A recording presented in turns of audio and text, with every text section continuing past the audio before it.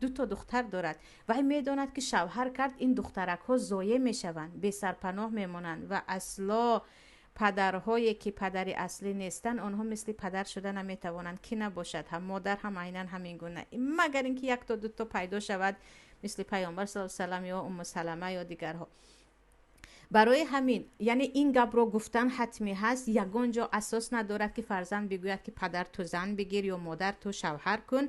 اما مادر شوهر کردنی شد، فرزند غیرت کرد یا گفتیم رشک کرد و گفت نه شوهر نمیکنی، در اینجا گناهکار می شود و به این حق ندارد. یک زن وقت شوهر کردنی شد، فرزندش حق ندارد که پیش راهی او را بگیرد، چند ساله نباشد هم.